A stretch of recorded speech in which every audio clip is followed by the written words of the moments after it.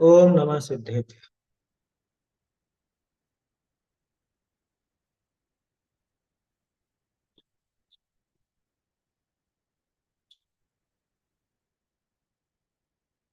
नमः श्रीवर्धमानाय निर्धूतकलिलात्मने सालोकानां त्रिलोकानां यद्विद्यादर्पणायते। रत्नकरण श्रावकाचार ग्रंथ में कल अपन ने परिग्रह परिमाण व्रत के अतिचार देखे थे। परिग्रह परिमाण व्रत के अतिचार क्या है? असल में परिग्रह का पाप ही है। और उसमें गौर से अपन देखें तो वो सिर्फ परिग्रह का पाप नहीं है, उसमें हिंसा छुपी हुई है स्वयं की। स्वयं अपने आत्म स्वरूप की हिंसा वहां पर शामिल दिखती है, क्योंकि वो जो अति लोभ का भाव है, अति मूर्छा का परिणाम है, उसी की वजह से ये सारे बाकी के पाप भी बनते हैं। कल इन सब की चर्चा अपन ने कर ली थी। लोग बोल लेते हैं, फिर आगे का विषय देखते हैं। पांचों व्रत अपन देख चुके, और पांचों व्रतों के मतलब पांचों अणुव्रतों के पांच पांच अतिचार की चर्चा भी इसमें साथ के साथ ही आचार्य देव ने की है। तो एक बार अपन श्लोक बोल लेते हैं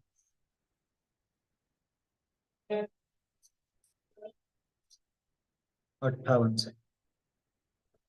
चौर प्रयोग चौरार्थादान विलोप सदृश सन्मिश्रा हीनाधिक विनिमानम पंचास्ते व्यतिपाता न तु परदारान् गच्छति न परान् गमयति च पाप भीतेर्यत् सा परदार निवृत्ति स्वदार संतोषनामापि अन्य विवाह करणा अनंग क्रीडा विटत्तु विपुल तृषः इत्वरिकागमनं च स्मरस्य पंचव्यतिचारा धनधान्यादिग्रन्थं परिमाय ततोऽधिकेषु निःस्पृहता परिमित परिग्रहस्यादिच्छा परिमाणनामापि अतिवाहनाति संग्रह विस्मय लोभाति भार वहनानि परिमित परिग्रहस्य च विक्षेपा पंच लक्ष्यन्ते। चलिए अब आगे देखते हैं अपन। पांच अणुव्रत की बात हो गई, पांच अणुव्रतों के अतिचार की बात भी हो गई। अब ये अधिकार का समापन जैसा ही है। हालांकि अभी तीन चार श्लोक हैं इसके अंदर, लेकिन अब वो बात जो आचार्य देव को करनी थी अणुव्रतों के संबंध में, वो बात तो लगभग लगभग हो चुकी है। अब अणुव्रत की महिमा यहाँ पे दिखाएंगे, और अणुव्रतों में प्रसिद्ध और पापों में प्रसिद्ध व्यक्तियों की यहाँ पे बात करेंगे। जो गृहस्थ परिग्रह का परिमाण करता है वो इन पांच अतिचारों का भी परित्याग करता है। इस प्रकार गृहस्थों के धारण करने योग्य पांच अणुव्रतों को कहकर अब पांच अणुव्रतों का फल कहने वाला श्लोक। पांच अणुव्रतों का फल क्या मिलता है वो अब यहाँ पे देखते हैं। क्योंकि ये तो बताया कि पांच अणुव्रत इस प्रकार के हैं और इनका इस तरह से पालन करना चाहिए, लेकिन बात तो यही बनी रहती है अभी भी कि इनका फल क्या, हम इनका पालन करें तो फल क्या मिलेगा, ये 63वें श्लोक में देखते हैं। पंचाणुव्रत निधयो निरतिक्रमणा फलन्ति सुरलोकम् यत्रावधिरष्टगुणा दिव्य शरीरम च लभ्यन्ते। पंचाणुव्रत निधयो निरतिक्रमणा फलन्ति सुरलोकम् यत्रावधिरष्टगुणा दिव्य शरीरम च लभ्यन्ते। लोग बिल्कुल सीधा है, सरल है। पंचाणुव्रत निधय, निधयो जो है ना वो तो निधिया। पंच अणुव्रत रूपी निधि, निधि किसे कहते हैं? निधि माने संपदा, है ना, खजाना। ये पांच अणुव्रतों का जो खजाना है, पांच अणुव्रत रूपी निधियां हैं। निरतिक्रमणा, अगर निरतिक्रमण हो, यानी निरतिचार हो, अतिक्रमण नहीं हुआ हो। अतिचार अतिक्रमण एक जैसे शब्द हैं कि अगर इनमें अतिक्रमण नहीं किया गया, यानी ये निरतिचार पालन किए गए, तो क्या होता है, किस रूप में फलते हैं? फलंति सुरलोकम, सुरलोक रूपी फल देते हैं। सुरलोक माने देवगति नहीं, स्वर्ग, है ना, स्वर्ग। सुरलोक देवगति के लिए नहीं आता, क्यों? क्योंकि देवगति में तो व्यंतर और आपके ज्योतिष और भवनवासी ये भी शामिल है, लेकिन सुरलोक शब्द का अर्थ स्वर्ग ही होता है, ये ध्यान रखिएगा। सुर शब्द जो है वो स्वर्ग के देवों के लिए, बाकी के तीन के लिए सुर शब्द का प्रयोग नहीं होता, उनके लिए असुर शब्द का प्रयोग। पढ़ा होगा आपने, सुर असुर पाए नहीं परे। तो सुर और असुर कहा, असुर कौन? कि असुर भवनवासी व्यंतर ज्योतिष। और सुर कौन? के स्वर्ग लोक के देव, यानी कि जो स्वर्ग के देव हैं, जिनको विमानवासी के नाम से अपन जानते हैं, वो असल में सुर लोक उनका है। तो इस तरह से बात है कि इनके फल में सुरलोक फलता है। पांच अणुव्रत रूपी जो निधियां हैं, इनका अगर निरतिचार पालन किया जाए तो सुरलोक फलता है, यानी कि स्वर्ग में देव होते हैं। पांच अणुव्रतों का निरतिचार पालन करने वाले। शर्त ये है, समस्या ये है कि इन अणुव्रत तो सब धारण कर लेते हैं देखा देखी या किसी के देने से, क्योंकि गुरु जी ने हमको अणुव्रत दिए और हमने लिए। कहानियां भी इस तरह की आती है, उसको अहिंसा अणुव्रत दिया है और उसने उससे लिया। ये लेने देने की चीज नहीं है, तो उनके सामने प्रतिज्ञा की, इसलिए वो ऐसा कहा जाता है। लेकिन निरतिचार पालन बहुत कम करता है। अगर निरतिचार पालन हो तो निश्चित रूप से स्वर्ग ही फले, क्योंकि व्रती जीव कभी भी नीची गति में नहीं जाता, ये नियम है। व्रती की नीची गति होती ही नहीं है, आया समझ में? सम्यक दृष्टि व्रती होता है, ये भी ध्यान रख लेना, क्योंकि व्रत के पहले वो सम्यक्त की बात है, वो तत्वार सूत्र में भी कई जगह पे स्पष्ट किया है। वहां पे क्या होता है? यत्र अवधि अष्ट गुणा, जहां पे अवधि यानी अवधि ज्ञान भी है, और जहां पे आठ गुण भी हैं, और दिव्य शरीरम च लभ्यन्ते, और दिव्य शरीर की भी प्राप्ति होती है। देवों का दिव्य शरीर होता है, ये अपन जानते ही हैं। खून भी, मतलब खून वून तो क्या, वहां पे सप्त धातु होती ही नहीं, उनके शरीर में सप्त धातु नहीं होती, बुढ़ापा नहीं होता, मल मूत्र नहीं होता। हम्म, ये सब चीजें मतलब विशेष है शरीर। तो जहां पे अवधि ज्ञान मिलता है, और जहां पर आठ गुण, आठ गुण कौन से? सिद्धों के आठ गुण नहीं है, ध्यान रखना, ये तो कोई सोचे सिद्ध वाले आठ गुण यहाँ पे लगाने पड़े। ये देवों में जो आठ प्रकार की विशिष्ट रिद्धियां होती है, नाम भी दिया है इसके अंदर, अणिमा महिमा लघिमा गरिमा प्राप्ति प्राकाम्य ईशत्व वशित्व, ये। तो ये आठ विशेष रिद्धियां होती हैं, वो भी वहां पर प्राप्त होती है। ये पांच अणुव्रतों के फल में ये स्वर्ग फलता है, ऐसा स्वर्ग फलता है। ऐसा सरल अर्थ है ना, कोई इसमें ऐसी विशेष बात है नहीं। ढूंढारी से पढ़ते हैं इसको।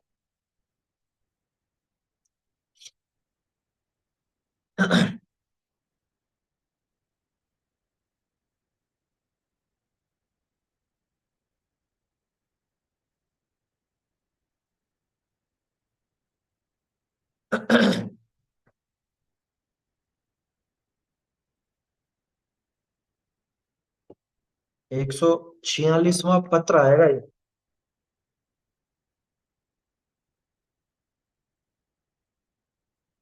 स्क्रीन बहुत छोटी आ रही है,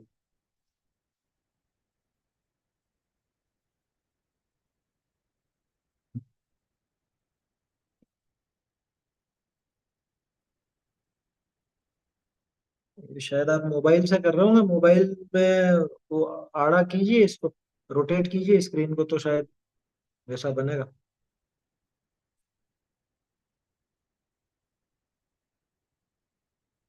चलिए, जो भी है अपनी अपनी स्क्रीन बड़ी करके देख लेंगे, क्योंकि ये बड़ा करेंगे तो उसमें बाकी का मैटर छूटेगा। देखिए ध्यान से, पहली पंक्ति सही है।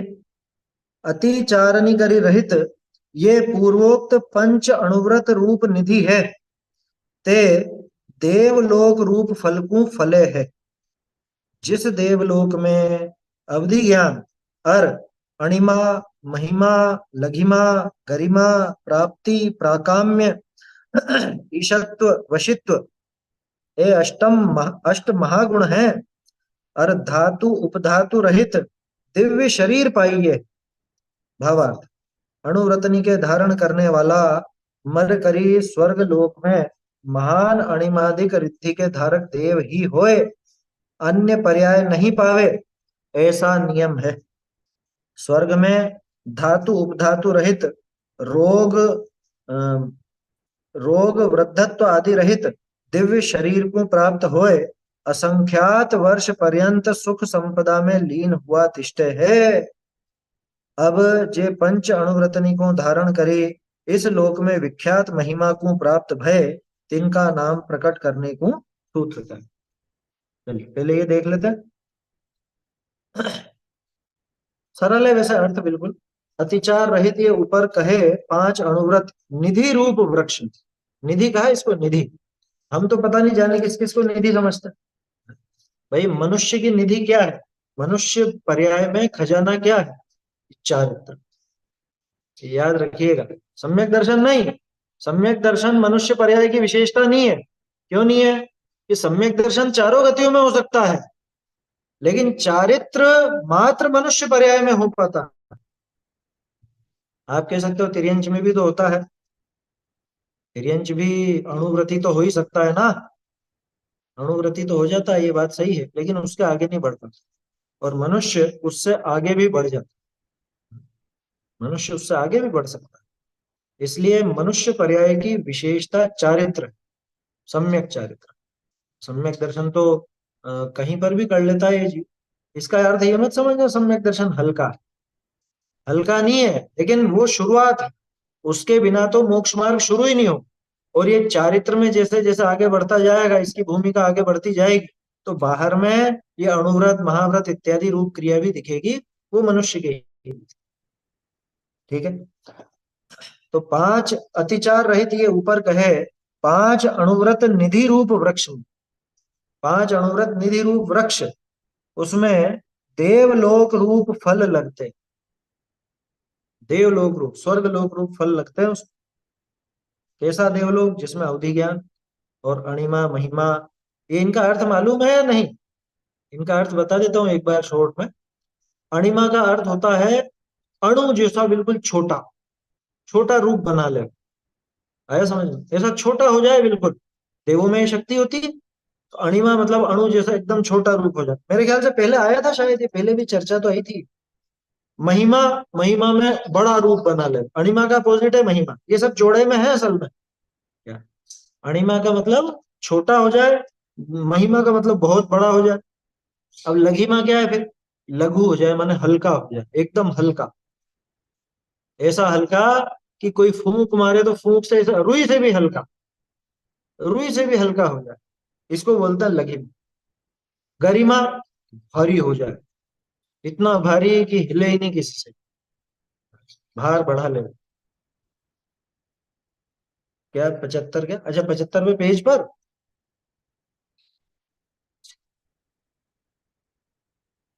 हाँ 75वें पेज पर अष्टगुण पुष्टि तुष्टा आया था। नहीं, इसकी डिटेल कह रहा हूँ मैं, नाम आए थे वहां तो, वहां पे भी नाम ही मात्र थे, यहाँ पे भी नाम मात्र ही है। बाकी डिटेल में तो अपन ने चर्चा की थी। वो तो श्लोक था ही सही। वो श्लोक स्वर्ग का वर्णन करने वाला भी है, और उसमें पता चलता है कि सम्यक दृष्टि जीव पाता है। देखो वहां भी यही कहा कि सम्यक दृष्टि जीव ऐसे स्वर्ग को पाता है। अष्टगुण पुष्टि तुष्टा, दृष्टि विशिष्टा, प्रकृष्ट शोभा जुष्टा। और यहाँ पे कह रहे हैं कि सम्यक चारित्र मतलब ये अणुव्रत वाला स्वर्ग ही पाता है। तो दोनों में विरोध है क्या? कोई विरोध नहीं। वो सम्यक दृष्टि ही होगा, जो ये चारित्रधारी होगा वो सम्यक दृष्टि ही होगा। तो ये अणिमा, महिमा, लघिमा, गरिमा, ये चार समझ में आए? लघिमा माने तो बिल्कुल हल्का कर ले, और गरिमा माने बिल्कुल भारी हो जाए, ऐसा अपने आकार को ऐसा भारी बना ले कि किसी से हिले भी नहीं। और कभी बिल्कुल हल्का, जो रुई जैसा उड़ जाए इधर, रुई से भी हल्का।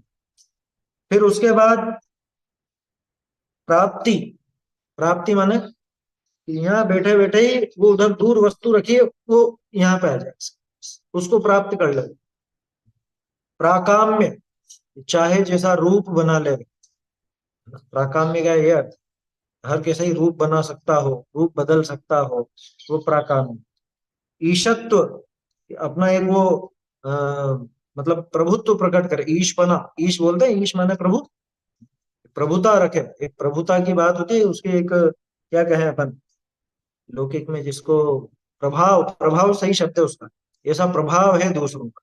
और वशित्व, वशित्व माने किसी को वश में कर ले, है ना।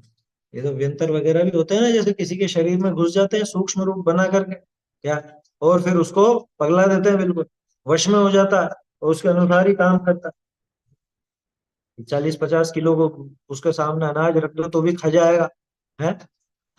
कोई ऐसी चीज होगी तो भी तोड़ देगा, फोड़ देगा, कुछ भी कर देगा। वो सब वो वशित्व के कारण ऐसा वहां होता है। तो ऐसा ये 8 प्रकार की रिद्धियां हैं, 8 महागुण कहलाते हैं ये। और शरीर कैसा है कि धातु उपधातु रहित दिव्य शरीर प्राप्त हो गया। 7 तो धातुएं बताई जाती है, और उपधातु भी ऐसी ही कहलाती है, शरीर में और चीजें जो भी हैं, मल मूत्र आदि सब इसमें शामिल हो गए क्या, तो सब चीजें आ गई, तो उनसे रहित दिव्य शरीर प्राप्त होता है। भावार्थ, अणुव्रतों को निरतिचार धारण करने वाला मरकर के स्वर्ग लोक में महान अतिशय रहित महान अणिमा आदि रिद्धियों का धारी देव ही होता है। नियम है, अन्य पर्याय नहीं पाता। अरे उसको क्यों मिलेगी अन्य पर्याय, सोचो तो सही, वो क्यों अन्य पर्याय में जाए। सम्यक दृष्टि तो पहले लिमिट हो गई, है ना। वो अपन ने श्लोक देखा तो था, सम्यक दर्शन शुद्धा नारक तिर्यंग नपुंसक स्त्रीत्वानि दुष्कुल विकृत अल्पायु दरिद्रताम च व्रजंती नाप्यवती, आया था ना, 35वां तो श्लोक था। तो वो गतियां तो यूं भी छूट गई। अब देव में भी जाएगा तो हल्का देव नहीं होगा, ये इससे विशेषता है। तो सम्यक दर्शन में भी नहीं होता हल्का, तो सम्यक दर्शन होने पर भी स्वर्ग लोग ही मिलता है, बाकी के 3 में तो जाता ही नहीं है, स्वर्ग में ही जाता है। अब इससे और विशेषता है, और विशेषता क्या है कि इसमें भी उनमें ऊंचा हो, स्वर्ग के देवों में भी ऊंचा देव बन, चारित्र और विशेषता ला देता। अन्य पर्याय नहीं पाता ऐसा नियम है। स्वर्ग में धातु उपधातु रहित, रोग वृद्धत्व रहित दिव्य शरीर को प्राप्त होकर असंख्यात वर्षों तक सुख संपदा में लीन होकर, ये पहले भी आया ना, अमराप सरसाम परिषदि चिरम रमनते जिनेन्द्र भक्ता स्वर्ग, कौन सा था, 38वां था, 37वां, चिरम रमनती, चिरकाल तक वहां रमण करते हैं। अमराप सरसाम परिषद, देव देवियों के उस परिषद में। यहाँ देखो एक चीज है, अन्य पर्याय नहीं पाता ऐसा नियम है, कौन, वो व्रती। तो इस संबंध में एक जो नारद के संबंध में बात चलती है, उसमें 2 मत मिलते हैं शास्त्रों में, जो नारद नरक में जाता है, और एक मिलता है कि नरक में नहीं जाता, वो तो स्वर्ग में ही जाता है। तो वो बात उचित लगती है, क्योंकि नारद को अणुव्रति बताया जाता है। फिर जहाँ पे नरकगामी दिखाएंगे वहां अणुव्रति नहीं बताएंगे उसको, और जहाँ स्वर्ग की बात आई है तो वो अणुव्रति दिखाते हैं, इसलिए सिद्धांत खंडित नहीं होता। तो वो अणुव्रति होता है, इसलिए स्वर्ग गमन ही उसका उचित लगता है। रोग वृद्धत्व रहित, रोग भी नहीं होता क्या, बुढ़ापा भी नहीं आता। अब कोई सोचे वो 6 महीने पहले मालूम चल जाती तब तो बुढ़ापा आ जाता होगा, कि बुढ़ापा आता ही नहीं है वहां। 6 महीने पहले मालूम चला है, तो कैसे मालूम चला, कुछ बुढ़ापे के लक्षण दिखे होंगे तभी तो मालूम चला। अरे बुढ़ापे बुढ़ापे के लक्षण नहीं दिखे, वो मंदार माला मुरझा जाती है, बस इतनी सी बात है, तो पता चल जाता है कि फिर अवधि ज्ञान से जानता है ये क्या हुआ, ये मुरझाई क्यों, ये मंदार पुष्पों की माला जो गले में है ये मुरझा क्यों गई। तो फिर वो जानता कि अरे 6 महीने बाद मरण होने वाला है, और फिर हाय कलाप मचाता है। बुढ़ापा नहीं आता, पैदा होते हैं तब बच्चे जैसे नहीं होते, युवा ही उठते हैं, बिल्कुल अंतर मुहूर्त में उपाद शैया से वहां पे उठते हैं, ऐसा संपुट रहता है वो, ऐसे यूं समझ लो बेड होता है और उसको खुलता है, और उसमें से फिर वो देव बाहर में निकलते हैं, बाहर सब तैयार रहते हैं स्वागत करने के लिए। ऐसी वहां पे जन्म की व्यवस्था है। और मरते समय मतलब ये 6 महीने पहले मालूम चल गया, मिथ्या दृष्टि है, और अगर विषय भोगों में आसक्त है तो रो पीट करके ही, पूरा बचे हुए 6 महीने बहुत दुखी होकर के गुजारता। और सम्यक दृष्टि है तो वो चला जाता है अकृत्रिम चैत्यालय आदि पर, और वहां पर ही अपना धर्म ध्यान आदि पूजा स्वाध्याय इत्यादि तत्व चिंतन तत्व विचार करते हुए ही आयु पूरी करता है। ऐसा है। तो दिव्य शरीर ऐसा रहता है, रोग आदि कुछ होता नहीं है, वृद्धता आती नहीं है। जैसा जन्मते समय था वैसा का वैसा ही मरण के समय रहता है। अब मरता है तब क्या करते होंगे फिर? जलाते होंगे कि गाड़ते होंगे? ये कपूर की भांति उड़ जाता है शायद। कोई वो और कुछ काम करने की जरूरत ही, कपूर की भांति उड़ जाता है ना। कोई औदारिक शरीर तो है नहीं जो ऐसा पड़ा रहेगा, वैक्रिक शरीर है, ऐसे ही गायब हो जाता है। तो दिव्य शरीर को प्राप्त होकर असंख्यात वर्षों तक, अभी असंख्यात वर्ष क्या, स्वर्ग की बात है तो एक सागर न्यूनतम है समझ में? एक या दो है, कितना है, सागरों में ही है, लेकिन 2 सागर होगा शायद। तो सागरों में ही आयु होती है। और चूंकि सम्यक दृष्टि और वृत्ति है तो स्त्री तो होगा नहीं, देवी तो होगा नहीं, देव ही बनेगा। इसलिए सागरों की कह रहा हूं। देवियों की तो फिर भी पल्लियों में रहती है, देवों की सागरों में रहती है, स्वर्ग के देव, है ना। बाकी के तीन की नहीं की बात कर रहे हैं, ध्यान रखना। वो जो 10,000 न्यूनतम बताइए ना, वो स्वर्ग की नहीं है, वो व्यंतर आदि की है। वो व्यंतर आदि में जो कम आयु वाले रहते हैं उनकी है। स्वर्ग में तो सागरों से ही आयु चालू होती है।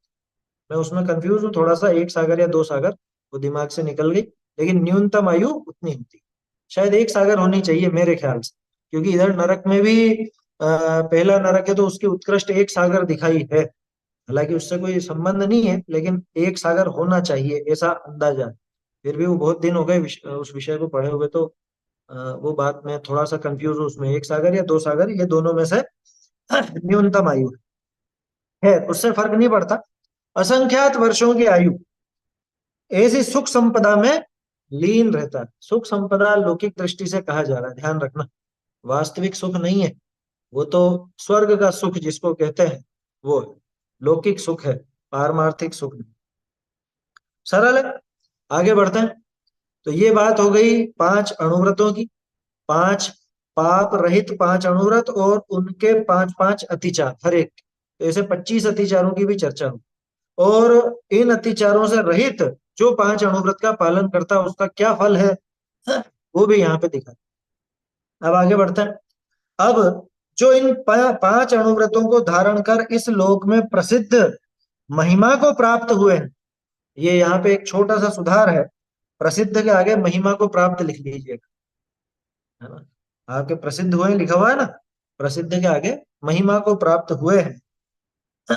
महिमा को प्राप्त जोड़ लीजिए, बाकी हुए हैं तो ही उनका नाम कहने वाला श्लोक कहते हैं। अब अनुष्टुप छंद है। मातंगो धन देवश्च वारिषेणस्ततः पर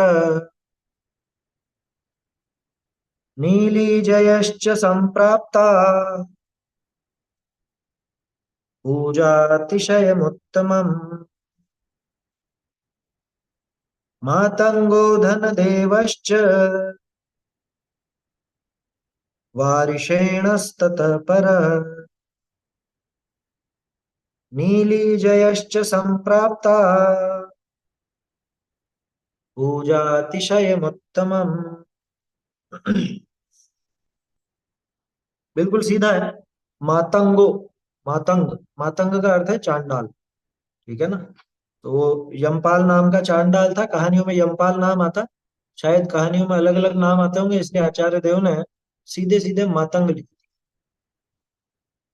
किसी कहानी में तो ऐसा भी आता मातंग नाम का चांडाल। अब मातंग नाम का चांडाल नहीं है, मातंग का अर्थ ही चांडाल होता है।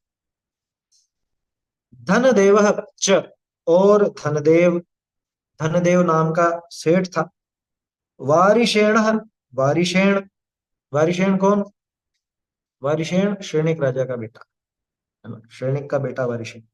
ततः पर, उनके बाद, नीली, नीली सुंदरी, जयश्च, जय च, जय कुमार, भरत जी का सेनापति, भरत चक्रवर्ती का सेनापति जय कुमार संप्राप्ता, इन्होंने प्राप्त किया किसको? पूजा अतिशयम उत्तमम, पूजा अतिशय को, यानी कि लोक में प्रसिद्धि को, पूजनीय पद को, या समझ लो कि लोक में पूज्य हो गए, प्रसिद्ध हो गए। तो इनकी पूजा कैसे हो सकती है? ये कोई मुनिराज थे क्या? कि यहाँ पे पूजा का अर्थ उनकी एक सम्मान, उनका अतिशय, ये समझना। लोग बाग पूजा शब्द सुनते ही वो द्रव्य पूजा वाली बात लगाते हैं, वो नहीं है बात। और बहुत से लोगों को इसलिए समस्या होती है कि पूज्य तो देवशास्त्र गुरु ही हैं, अपने पिताजी को, माता को, या कोई गुरु हो, गुरुदेव को, इनको पूज्य मत बोलो। भैया पूज्य का अर्थ आदरणीय भी होता है। पूज्य का अर्थ अकेला अष्ट द्रव्य से पूजा करने लायक ही नहीं होता है। थोड़ा है ना, भाषा को समझना सीख। पूजा का अर्थ अकेला अष्ट द्रव्य की पूजा नहीं है। यहाँ है ना ये पूजा अतिशयम, तो यहाँ पूजा का क्या अर्थ है? इन सब की पूजा करेंगे। और समंत भद्राचार्य इनके क्या अष्ट द्रव्य से पूजा के बारे में बता रहे हैं? यहाँ पूजा का अर्थ है प्रभाव, उनका प्रभाव या प्रसिद्धि, उनका सम्मान, ये सब पूजा। आदर, आदर के अतिशय को, उनका बहुत आदर बढ़ गया, उनकी बहुत उनका सम्मान किया गया, लोगों ने उनको सम्माननीय समझा है, ऐसे तो उसको भी पूजा कहा जाता है। ये एक समझने वाली बात है। इसलिए कोई कहे कि पूज्य पिताजी, तो घबराना नहीं। या बहुत से जैसे गुरुदेव के लिए पूज्य गुरुदेव श्री, तो लोगों को बड़ी आपत्ति होती है, पूज्य क्यों बोल रहे हो, अष्टद्रव्य से पूज्य है क्या? अरे भैया हम भी जानते हैं अष्टद्रव्य से पूज्य नहीं। पूज्य का अर्थ आदरणीय, सम्माननीय, हमारे सम्मान योग्य, ऐसा होता है, वो अर्थ लेना। एक शब्द के अनेक अर्थ निकलते हैं, प्रकरण अपेक्षा समझना चाहिए। लकीर का फकीर भी नहीं बनना, और ऐसा संकुचित विचारधारा वाला भी नहीं बनना, है समझ? तो पूजा अतिशयम उत्तमम, कि उत्तम पूजा के अतिशय को, यानी प्रसिद्धि महिमा को। यहाँ ऊपर आया था ना अभी, इस लोक में प्रसिद्ध महिमा को प्राप्त, इस लोक में प्रसिद्ध हुए हैं, महिमा को प्राप्त हुए, ऐसा है। चलिए, अर्थ तो इसका छोटा ही है। मुझे एक विचार आया था कि प्रभा चंद्राचार्य ने जो टीका लिखी है उसके अंदर इनकी कथा भी थी, तो मैं वो आपको अक्षरशः वैसी की वैसी सुना दूं, है ना, ताकि उसमें जो कुछ नाम है, क्योंकि मैं सुनाऊंगा शॉर्ट में सुना दूंगा, प्रयोजन तो उतना ही है, लेकिन फिर भी थोड़े नाम वगैरह भी आ जाएंगे अपने, तो वो देख लेंगे अपन। पहले इसका अर्थ पढ़ लेते हैं। अर्थ, हिंसा, एक सेकंड, ये तो अहिंसा नाम अणुव्रत करी, मातंग जो चांडाल, देखो आ गया ना, मातंग अर्थात चांडाल, जो मतलब अर्थात, मातंग जो चांडाल, अर सत्य अणुव्रत करी, धन देव नाम वणिक पुत्र, यहाँ पे जोड़िएगा, धन देव के आगे आप वणिक पुत्र, तो नामक वणिक पुत्र जोड़ लीजिए। क्योंकि कोई ये समझ नहीं पाएगा धनदेव कौन था। धनदेव राजा का बेटा था, राजकुमार था, क्या था कि नहीं था, वो सेठ का बेटा था, वणिक पुत्र था, धनदेव नामक वणिक पुत्र, है ना। फिर से पढ़ता हूँ, अहिंसा नाम अणुव्रत करी मातंग जो चांडाल, अर सत्य अणुव्रत करी धनदेव नाम वणिक पुत्र, अर अचौर्य व्रत करी वारिशेण नाम राजपुत्र। देखो यहाँ पे आया ना ये वारिशेण, यहाँ पे भी जोड़ी नामक राजपुत्र, क्योंकि वारिशेण नाम के और भी हो सकते हैं। तो ये वारिशेण कौन थे? ये जो राजा का बेटा था वो, वारिशेण नामक राजपुत्र। और ब्रह्मचर्य करी नीली नाम श्रेष्ठी की पुत्री, यहाँ पे जोड़िए नीली के बाद नामक श्रेष्ठी की पुत्री, तीनों में जुड़ेगा। धन देव के आगे वणिक नामक वणिक पुत्र, वारिशेण के आगे नामक राजपुत्र, और नीली के आगे नामक श्रेष्ठी के पुत्र। चाहो तो मातंग के आगे भी नामक लगा सकते हैं, मातंग नामक चांडाल, नहीं नामक नहीं, ये नाम नहीं था, मातंग जो चांडाल, तो ये तो ठीक है, इसमें कुछ भी मत कीजिए, मातंग यानी चांडाल ऐसा, इसमें तो कुछ मत करिए, बाकी तीन में नाम जुड़ जाएगा। और परिग्रह प्रमाण करी जय कुमार, ये व्रत के महात्म करी, उत्तम पूजा के अतिशय को प्राप्त भय, उत्तम पूजा के अतिशय को प्राप्त भय, इस ही भव में देवनी करी पूज्य भय, देवों के द्वारा पूज्य हुए। अब यहाँ पे पूज्य का क्या अर्थ लेना, देव आकर के इनकी पूजा कर रहे थे, देवों के द्वारा सम्माननीय, है ना, पूज्य का अर्थ सम्मान। यद्यपि इन व्रतनी के प्रभाव ते अनेक भव्य इस लोक में महिमा पाए देवलोक गए, तथापि आगम प्रसिद्ध इन्हीं की कथा है। ऐसे तो बहुत हुए हैं और इस तरह के प्रसंग अनेक लोगों के साथ घटित भी हुए होंगे, लेकिन अब ठीक है, प्रसिद्धि दिखाने के लिए तो उदाहरण कितने दिए जाए, तो इनके नाम प्रसिद्ध हैं, इसलिए उदाहरण के रूप में इनको बताया। वैसे और भी लोग हैं इन्हीं तरह के। आगे पांच पापनी के प्रभाव थे जो इस लोक में घोर क्लेश पाए दुर्गति गए, तिनका नाम कहने को सूत्र कहे। एक काम करते हैं, ये भी पढ़ लेते हैं साथ में, कहानियां एक साथ देख लें। धन श्री सत्य घोषौच तापसी रक्षकावपि उपाख्येयास्तथा श्मश्रु नवनीतो यथा क्रमम्। धन श्री सत्य घोषौच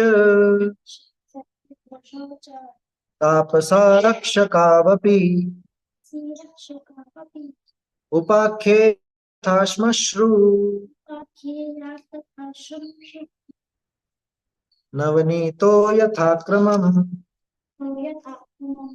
इसमें श्लोक में सुधार है, तापसा रक्षकावपि, ये मिला लीजिए और ई के स्थान पे आ की मात्रा रहेगी, तापसा रक्षक ऐसा बनेगा, तापस आरक्षकौ ऐसा है ये, तो तापसी नहीं है वो, तापसा रक्षकावपि ऐसा बनेगा।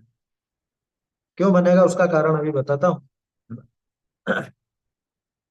धनश्री, ये देखो क्रम से ही है सारे के सारे नाम, जैसे पिछले श्लोक में अपन ने देखा, वो नाम भी क्रम से ही समझना।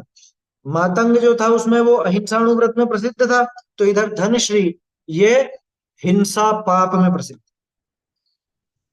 उधर धनदेव वो सत्य व्रत में प्रसिद्ध था, और इधर सत्य घोष ये असत्य, नाम सत्य घोष लेकिन वास्तव में असत्य यानी झूठ के पाप में प्रसिद्ध हुआ। प्रसिद्ध क्या हुआ, कुख्यात हुआ, प्रसिद्ध तो अच्छे के लिए होता है। उधर वारिशेण थे अचौर्य में, तो इधर तापस, ये तापसा नहीं है तापस है, आ की मात्रा तो आगे के लिए है, रक्षक के साथ। तापस था वो चोरी में प्रसिद्ध हुआ। उधर नीली ब्रह्मचर्य में प्रसिद्ध थी, इधर आरक्षक, आरक्षक माने कोतवाल, ठीक है, कोतवाल को आरक्षक भी कहा जाता है, तो वो तापस और आरक्षक ऐसा शब्द है, मिलके बनेगा तापसा रक्षका। अब वो दो द्विवचन है ना, तो जैसे राम रामौ उसी तरह से आरक्षकौ, ठीक है ना, तापस आरक्षक दोनों को मिलाना इसीलिए जरूरी है, अलग नहीं रख सकते आप। तापसा रक्षकौ यानी कि तापस और आरक्षक ये दोनों भी, तो दोनों का मतलब दोनों अलग अलग। तापस तो चोरी में, और आरक्षक है वो उसमें कुशील।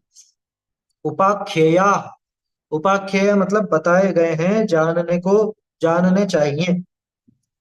तथा, और कौन, श्मश्रु नवनीत, अजीब नाम है श्मश्रु नवनीत, लेकिन पहले ऐसे नाम रखे जाते हैं। श्मश्रु नवनीत का अर्थ समझे, श्मश्रु बोला जाता है दाढ़ी, मूछ को, है ना, दाढ़ी मूछ को श्मश्रु कहा जाता है।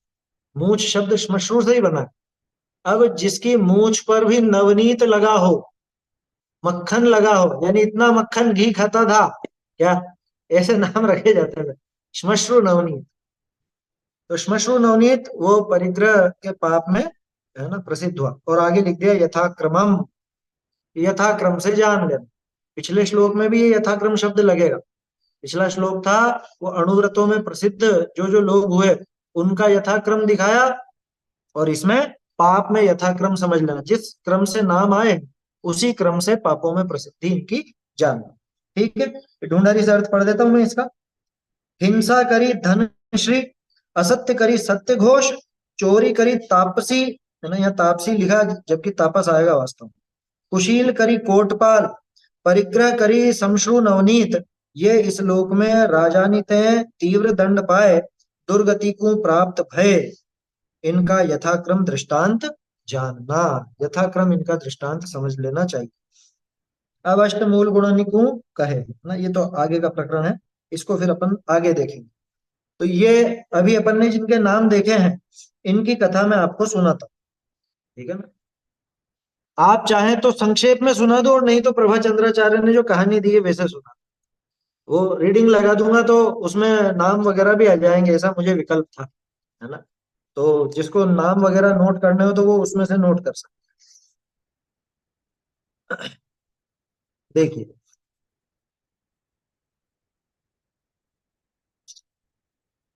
संस्कृत तो आप लोग समझ नहीं पाएंगे, इसलिए हिंदी में ही सुना रहा हूँ, है ना, नहीं तो संस्कृत में आराम से समझ में आ जाए।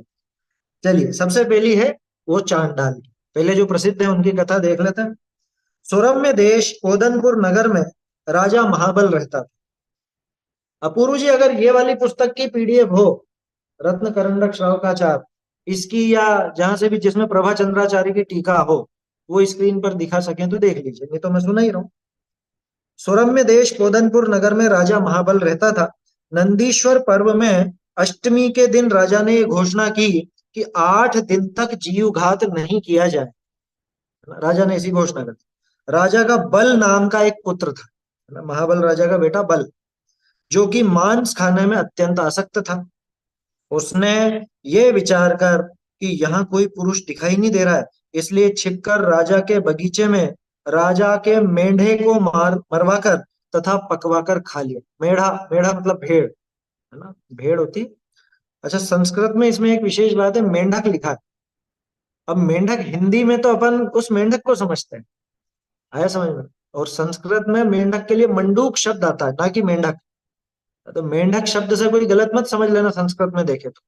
वो मेंढक मेंढे के लिए मेंढा कहा जाता है, मेढ़ा भेड़ को बोलते हैं। राजा ने जब मेढ़ा मारे जाने का समाचार सुना तब वह बहुत क्रुद्ध हुआ। उसने मेढ़ा मारने वाले की खोज शुरू कर दी, क्योंकि पता नहीं था ना, चुपचाप किया उसने काम। उस बगीचे का माली पेड़ के ऊपर चढ़ा था। उसने मेढ़ा को मारते हुए राजकुमार को देख लिया था। माली ने रात में ये बात अपनी स्त्री से कही। तदनंतर छिपे हुए गुप्तचर पुरुष ने राजा से यह समाचार कह दिया, क्योंकि राजा ने गुप्तचर छोड़ रखे थे कि ढूंढ के लाओ मेढ़ा किसने मारा। तो रात को वो सुन रहा होगा कोई, उसको सुनाई दे गया है? ये अपनी पत्नी से कह रहा था कि अरे आज मैंने वो राजकुमार को मारते हुए देखा, मेढे को। तो ऐसे वो गुप्तचर के थ्रू मालूम चली। कहीं कहीं पे कहानी ऐसी भी आती है कि वो माली ने जाके बता दी। खैर, उससे फर्क नहीं पड़ता। प्रातः काल माली को भी बुलाया गया। उसने भी ये समाचार राजा से कह दिया। मेरी आज्ञा को मेरा पुत्र ही खंडित करता है। इससे रुष्ट होकर राजा ने कोटपाल से कहा कि बल कुमार के 9 टुकड़े करा दो, अर्थात उसे मरवा दो। तदनंतर उस कुमार को मारने के स्थान पर ले जाकर चांडाल को लाने के लिए जो आदमी गए थे, उन्हें देखकर चांडाल ने अपनी स्त्री से कहा, हे प्रिय, तुम इन लोगों से ये कह दो कि चांडाल गांव गया है। ऐसा कहकर वह घर के कोने में छिपकर बैठ गई। क्यों हुआ लेकिन ऐसा? वो चांडाल ने व्रत ले रखा था कि पर्व के दिनों में जीव घात नहीं करेगा, और अष्टानिका चल रही थी। आया समझ में? अष्टानिका का ही प्रसंग दिखाया ना। तो वो उसने व्रत ले रखा था कि मैं किसी जीव को नहीं मारूंगा, इसलिए छुप करके बैठ गया। जब सिपाहियों ने चांडाल को बुलाया, तब चांडाली ने कह दिया कि वो तो आज गांव गया है। सिपाहियों ने कहा कि वो पापी अभागा आज गांव चला गया। राजकुमार को मारने से उसे बहुत भारी स्वर्ण और रत्नादि का लाभ होता। उसके वचन सुनकर चांडाली को धन का लोभ आ गया, है ना। उसको तो गहने दिखने लगे। अतः वह मुख से तो बार बार यही कहती रही कि वो गांव गया, परंतु हाथ के संकेत से उसे दिखा दिया। आया समझ में? इसका बहुत से बच्चे नाटक करते हैं ना, बहुत बहुत सुंदर दृश्य बनता है। तो नौटंकी करते हैं कि यहाँ नहीं है, यहाँ नहीं है, क्या इशारा करते रहते। तो गांव गया है, गांव गया, कि इधर छुपा बैठा, ये तो इशारे से दिखा और मुंह से बोल रही है कि गांव गया। तो ऐसा उसने कर दिया। तदनंतर सिपाहियों ने उसे घर से निकालकर मारने के लिए वो राजकुमार सौंप दिया।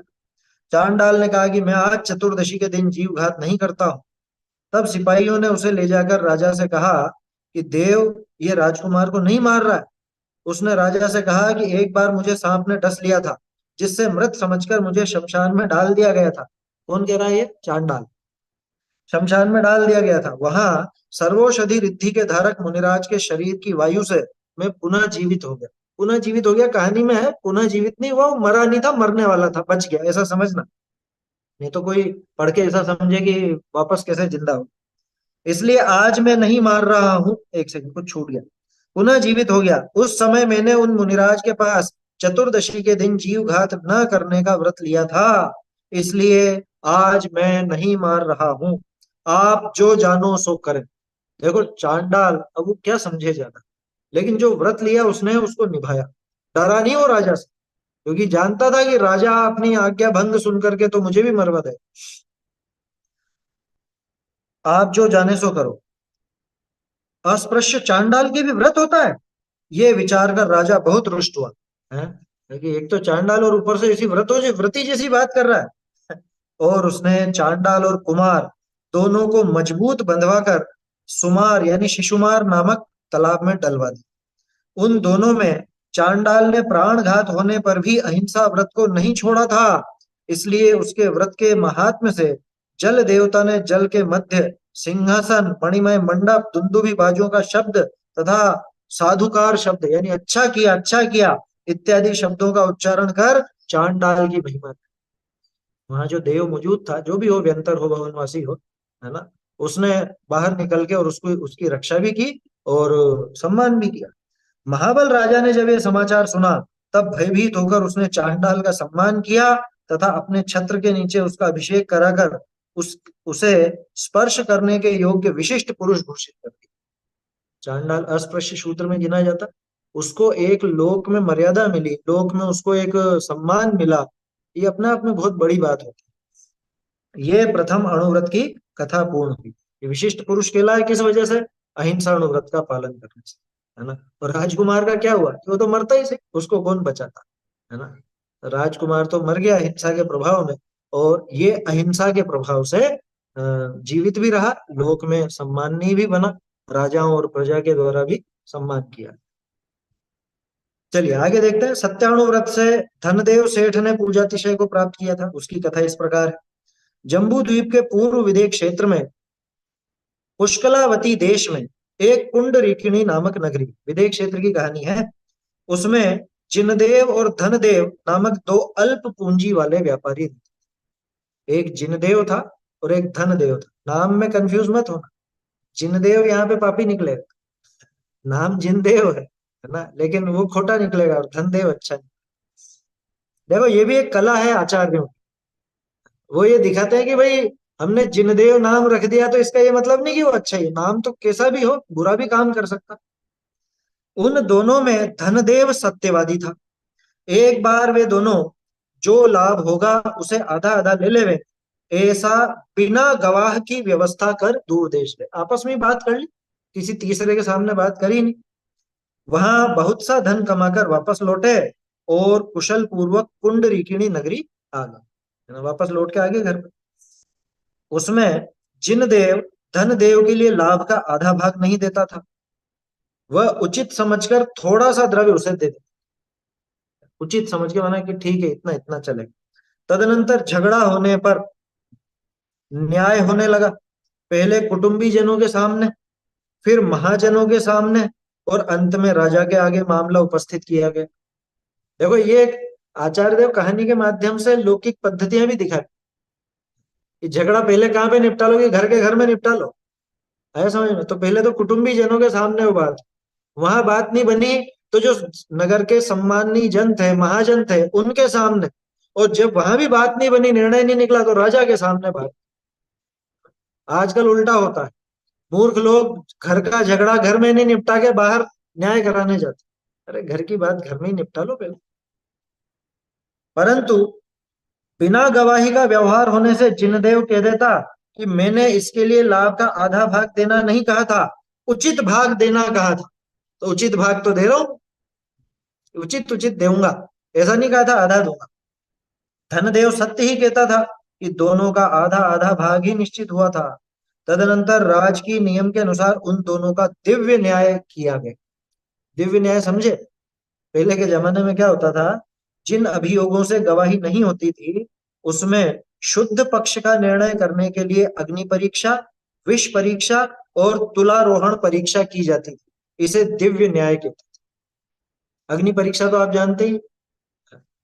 अग्नि परीक्षा में वो जैसे सीता जी का हुआ, वो अग्नि परीक्षा, या अंगारों में चला के जो भी है, वो अग्नि परीक्षा। विष परीक्षा की जहर दे दो, जो सच बोल रहा होगा वो बचेगा, या जो नहीं बोल रहा होगा मर जाएगा। या तुला परीक्षा, तुलारोहण परीक्षा, कि अपने आप उसका वजन ज्यादा रहेगा, जो सच बोल रहा है उसका वजन अपने आप बढ़ जाएगा। ऐसा दिव्य न्याय, क्योंकि कोई गवाह था ही नहीं, क्या करे, सबूत और गवाह थे ही नहीं, इन दोनों के आपस की बात थी। अब तो इस तरह का होता भी नहीं है, इस तरह के जीव भी नहीं है। आया समझ में? अर्थात उनके हाथों पर जलते हुए अंगारे रखे, ये दिव्य न्याय ये किया। इस दिव्य न्याय से धनदेव निर्दोष सिद्ध हुआ। आप समझिए कैसे सिद्ध हुआ, उसका हाथ नहीं जला, जिनदेव का हाथ जल गया। दूसरा नहीं, तदनंतर सब धन धनदेव के लिए दिया गया, और धनदेव सब लोगों के द्वारा पूजित हुआ तथा धन्यवाद को प्राप्त हुआ। इस प्रकार दूसरा अनुव्रत की ये कथा। चौर्य विरति अणुव्रत, यानी अचौर्य अणुव्रत से वारिशेण ने पूजा का अतिशय प्राप्त किया था। इसकी कथा स्थितिकरण गुण के व्याख्यान के प्रकरण में कही गई है। मैं सुनाता हूँ कथा आपको, छोटी सी कथा है उसकी भी।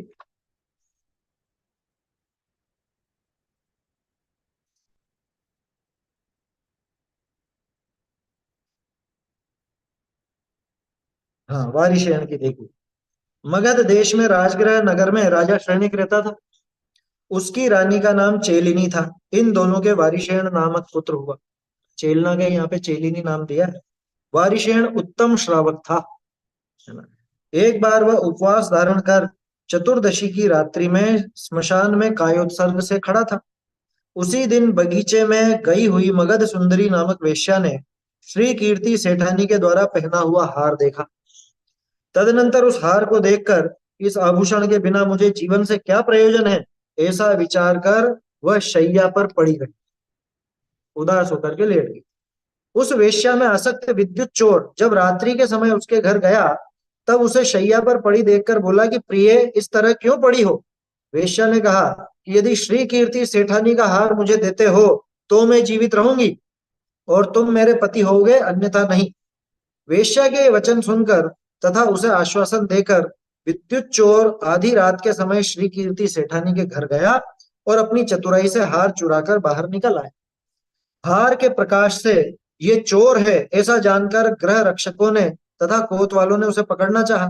जब वह चोर भागने में असमर्थ हो गया, तब वारिशेण कुमार के आगे उस हार को डालकर छिपकर बैठ गया। शमशान की तरफ से निकला, शमशान में ये ध्यान में खड़े हुए थे, कायोत्सर्ग करके। कोतवालों ने उस हार को वारिशेण के आगे पड़ा देखकर राजा सैनिक से कह दिया कि राजन, वारिशेण चोर है। ये सुनकर राजा ने कहा कि इस मूर्ख का मस्तक छेद कर लाओ। मेरा बेटा अगर चोरी कर रहा है, इसका माथा काट डालो। चांडाल ने वारिशेण का मस्तक काटने के लिए जो तलवार चलाई, वह उसके गले में फूलों की माला बन।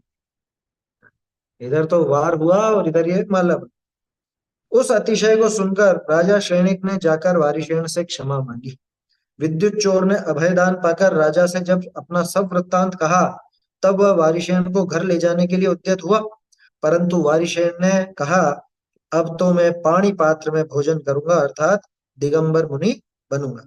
फिर वो सूरसेन मुनि के समीप जाकर दीक्षित हुई। उसके आगे की कहानी तो निशंकित से जुड़ती है, सॉरी, स्थितिकरण से, उससे अपने को प्रयोजन। लेकिन वारिशेण इस तरह से अचौर्य में प्रसिद्ध, चोरी नहीं की थी, ये बात सिद्ध हुई।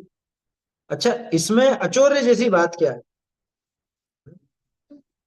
अचौर्य जैसी बात यह आई कि वो चाहते तो वो सामने ही छोड़ के गया था उस हार को, सबसे कीमती हार था।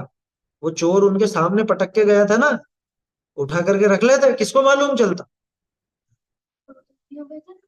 मुनि कहाँ हो गए थे उस समय, तो ध्यान कर रहे थे वो, उस समय तो गृहस्थ थे, तो रख लेते, लेकिन नहीं, अन्य वस्तु की तरफ तो निगाह भी करके नहीं देखी।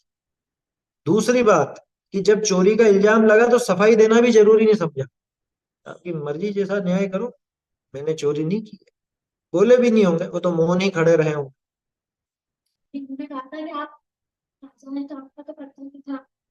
वो बात तो सब कहानियों के हिसाब से आती है, यहाँ पे तो प्रभा चंद्र स्वामी ने जैसी लिखी है वैसी यहाँ पे अपने को देखनी चाहिए, है ना। खैर, कहानी तो किसी भी हो सकती, कुल मिला के कि जहाँ मौका था अन्य की वस्तु का भी, उसकी तरफ देखना भी उचित नहीं समझा उन्होंने। ये अचौर्य की विशेषता है इसमें। चलिए, आगे देखते हैं। अब अब्रह्म विरति अणुव्रत यानी कि ब्रह्मचर्य अणुव्रत से नीली नामक वणिक पुत्री पूजातिशय को प्राप्त हुई, उसकी कथा इस प्रकार। लाट देश के भृगुकच्छ नगर में राजा वसुपाल रहता। लाट देश किधर है? लाट देश कहलाता है गुजरात। गुजरात वाला एरिया लाड़ देश कहलाता है ना। लाड़ नरिंद आता है ना वो उसमें अपने क्या बोलते हैं, निर्वाण कांड, निर्वाण कांड में आता है। लाट देश के भृगु कच्छ नगर में, मुझे ऐसा लगता है जो कच्छ वाला एरिया है वही होगा ये, है ना। भृगु कच्छ, भुज, भुज और कच्छ, लगता है, एक अंदाजा बता रहा हूँ, ऐसा नाम रहा हो। तो उधर राजा वसुपाल रहता था। वहीं एक जिनदत्त नाम का सेठ रहता था। उसकी स्त्री का नाम जिनदत्ता था। उनके एक नीली नामक पुत्री थी जो अत्यंत रूपवती थी। उसी नगर में एक समुद्रदत्त नामक सेठ रहता था। उसकी स्त्री का नाम सागर दत्ता था और दोनों के एक सागर दत्त नाम का पुत्र। देखो कहानियों में नाम इसी तरह से मिलता है। क्या, जिनदत्त जिनदत्ता, उनकी बेटी नीली, इधर समुद्रदत्त सागर दत्ता और उनका बेटा सागर दत्त। एक बार महापूजा के अवसर पर मंदिर में कायोत्सर्ग से खड़ी हुई तथा समस्त आभूषणों से सुंदर नीली को देखकर सागर दत्त ने कहा कि क्या ये भी कोई देवी है, क्योंकि वो कायोत्सर्ग में खड़ी थी ना, हिल डुल नहीं रही थी, और उसने समझा ये कोई देवी है क्या है?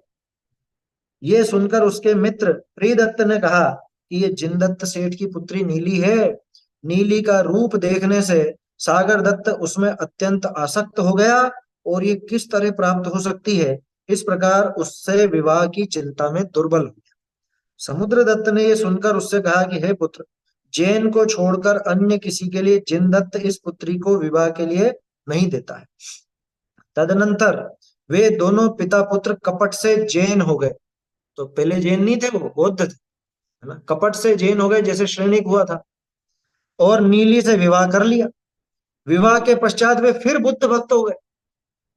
उन्होंने नीली के पिता के घर जाना भी बंद कर दिया, उसको जाने भी नहीं देते। इस प्रकार धोखा होने पर जिनदत्त ने यह कहकर संतोष कर लिया कि ये पुत्री मेरे हुई ही नहीं है, अथवा कुएं आदि में गिर गई है, अथवा मर गई। उसने भी विकल्प छोड़ दिया, क्या कर सकता था। देखो कैसी विडंबना थी पहले के समय, ये सोचने की बात है। आज के जमाने में तो मतलब देखो, सामाजिक व्यवस्थाएं बदलती रहती हैं। पहले राजाओं का राज था और प्रभावशालियों का वो प्रभुत्व रहता था, तो न्याय व्यवस्था भी कैसी क्या बनती हो। आज के जमाने में तो अब जैसे सब चीजें थोड़ी बदल ही गई हैं पहले से। नीली अपने पति को प्रिय थी, अतः वह ससुराल में जिन धर्म का पालन करती हुई एक भिन्न घर में रहने लगी। चेलना जैसे, ये चेलना भी वो अलग से रहने लगी, लेकिन अपने जैन धर्म का पालन करती थी। ये भी जैन धर्म का पालन करती हुई रहती थी, इसने बौद्ध धर्म नहीं अपनाया। ये एक सीखने वाली बात है। क्या, जो ये कहते हैं ना, बच्चियों से ऐसा कहते हैं कि अभी से ऐसे नियम नहीं लेना, जाने के साथ घर मिले क्या मिले वो मिले, उस दिन भी बात कर रहे थे। तो भाई होगा जैसा होगा, मुझे तो मेरा धर्म नहीं छोड़ना है। तुम कुछ भी करो, मैं तुम्हारे जैसे नहीं बनूं। मैं तो जैन धर्म का पालन करती आई हूं, जैन धर्म का पालन करूं।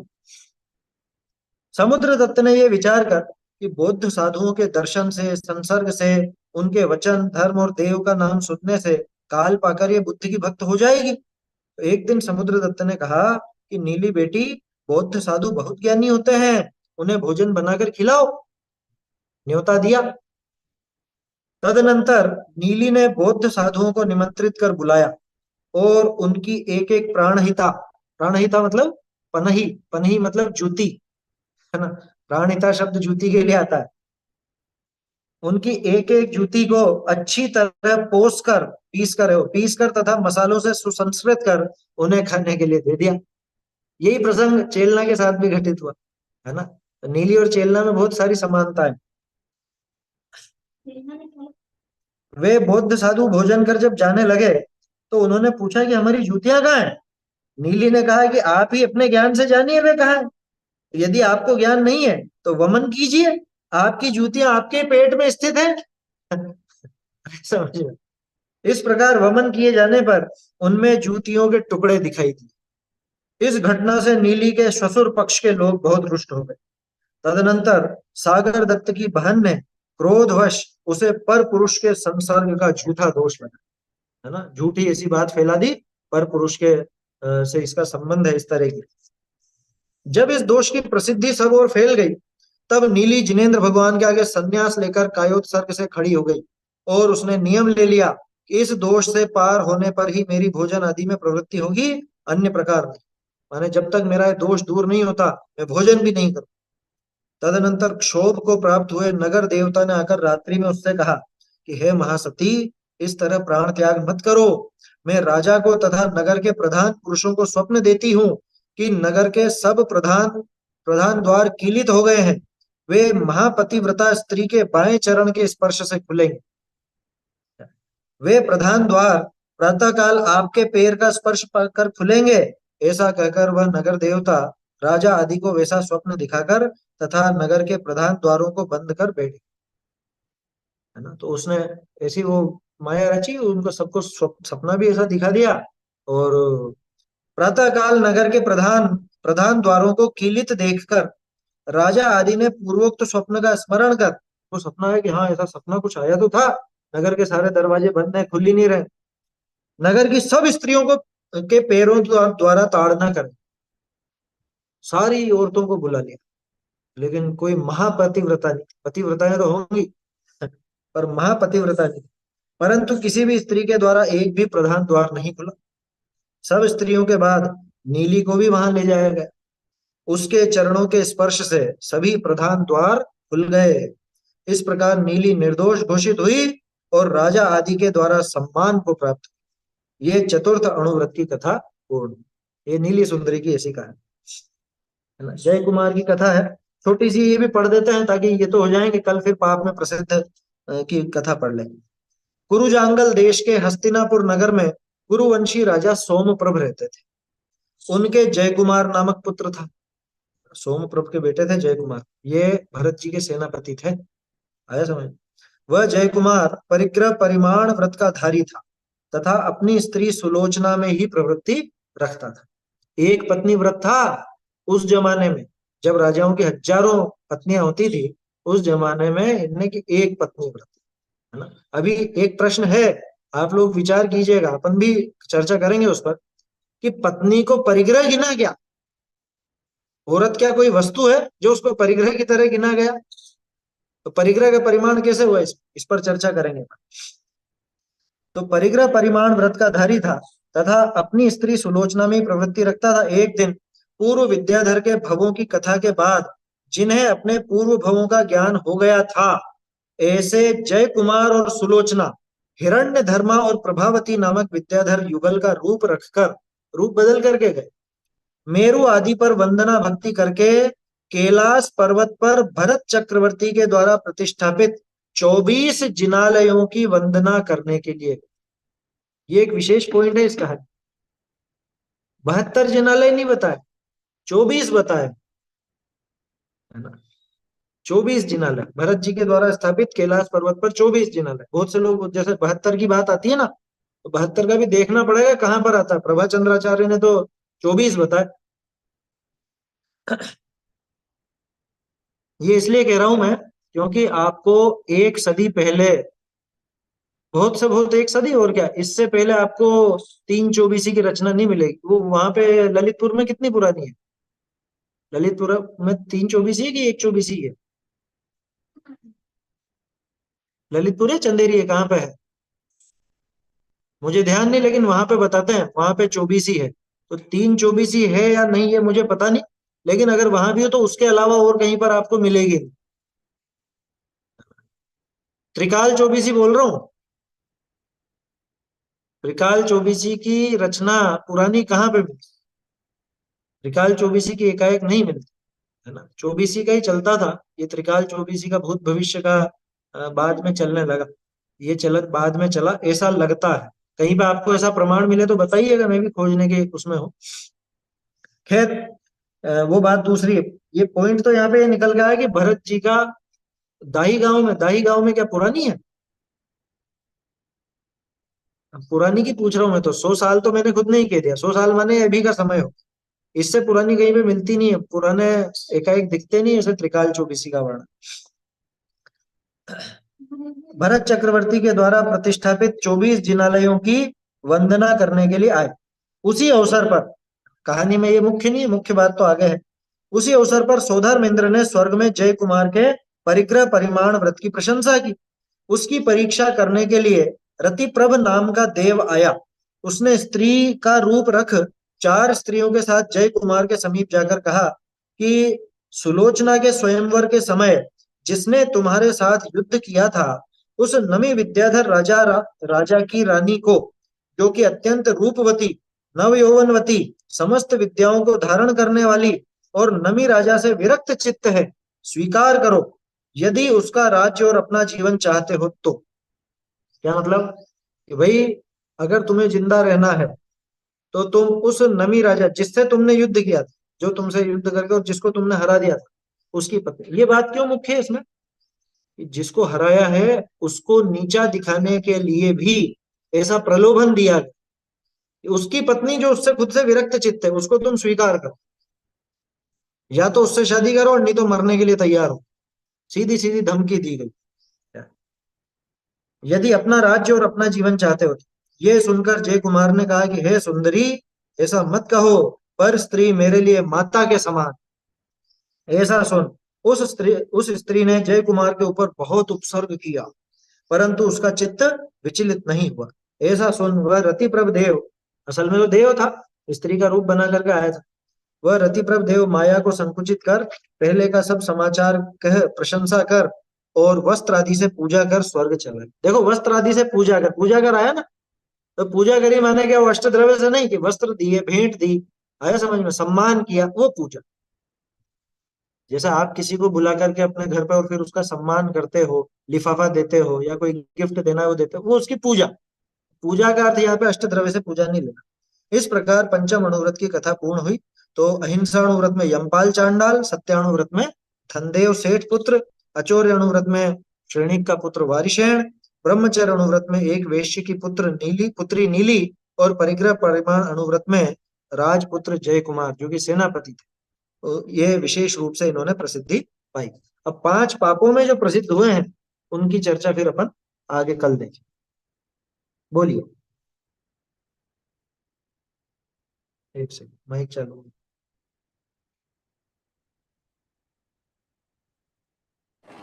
ये जो विद्युत चर की कथा ये है, तो ये विद्युत चर जम्मू स्वामी के समय हुए थे, वही है क्या? ये अलग है, ये अलग है। विद्युत नाम के बहुत चोर हुए, मतलब अधिकांश चोर जो चोर कला में प्रसिद्ध थे उनके नाम विद्युत ही मिलता है। ऐसा है, तो विद्युत विद्युत चोर है तो वो तो बहुत अलग अलग हुए हैं, क्योंकि वो तो सुधर गया था, उसकी बात अलग है ना। वो भी हो सकता है हो तो, लेकिन वो लगता नहीं ऐसा वो होगा, क्योंकि वो जब उधर सुधर गया तो फिर जम्बू स्वामी के यहाँ चोरी करने क्यों जाएगा बस, क्योंकि कालखंड तो वही है, श्रेणिक के ही काल की बात है, श्रेणिक के ही काल की बात है, और जम्बू स्वामी भी उसी काल में हुए थे आगे, थोड़े समय बाद ही हुए थे जम्बू स्वामी भी। तो लगता वैसा है, तो ये भी कहीं इधर उधर का चोर होगा, इसका नाम भी विद्युत होगा। मुझे ऐसा लगता है कि विद्युत असल में नाम नहीं है, बिजली की फुर्ती वाला चोर उसको विद्युत चोर कहा गया, ऐसा रहा। बोलिए।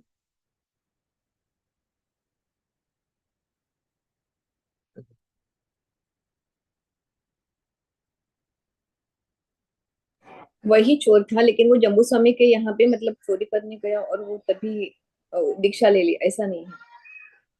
नहीं, उनने तो दीक्षा ले ली थी, इसीलिए तो कह रहा हूँ ये दूसरा होगा, ये भी ये सुधर तो गया। ये तो लेकिन पहले की बात है ना, ये वाला जो मदन सुंदरी की हाँ, कथा वाली। पहले की तो बात है, लेकिन ये भी सुधर गया था ना, तो बाद में चोरी क्यों करता।